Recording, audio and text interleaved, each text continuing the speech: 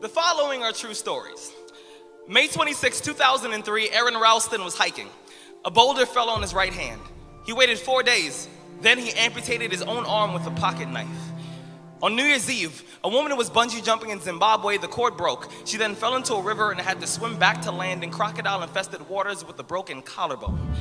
Claire Champlin was smashed in the face by a 5-pound watermelon being propelled by a slingshot. Matthew Brobus was hit by a javelin. David Striegel was punched in the mouth by a kangaroo. The most amazing part of these stories is when asked about the experience, they all smiled, shrugged, and said, I guess things could have been worse. So go ahead. Tell me that you're having a bad day. Tell me about the traffic. Tell me about your boss. Tell me about the job you've been trying to quit for the past 4 years. Tell me the morning is a townhouse burning to the ground. Tell me the snooze button is a fire extinguisher. Tell me the alarm clock stole the keys to your smile, drove it into 7 a.m. and the crash totaled your happiness. Tell me how blessed are we to have tragedy so small it can fit on the tips of our tongues. You see, when Evan lost his legs, he was speechless. When my cousin was assaulted, she didn't speak for 48 hours. When my uncle was murdered, we had to send out a search party to find my father's voice. Most people have no idea that tragedy and silence have the exact same address. When your day is a museum of disappointments hanging from events that were outside of your control.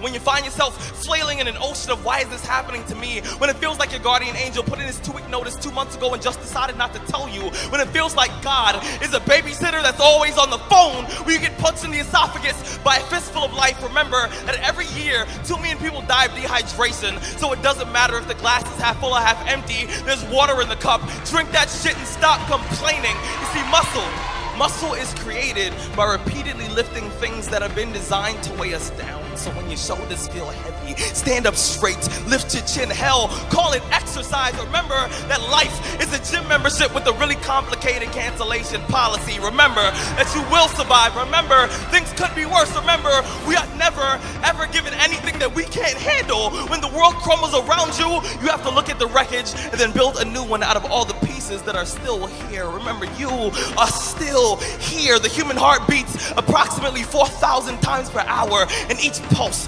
each throb, each palpitation is a trophy engraved with the words, you are still alive.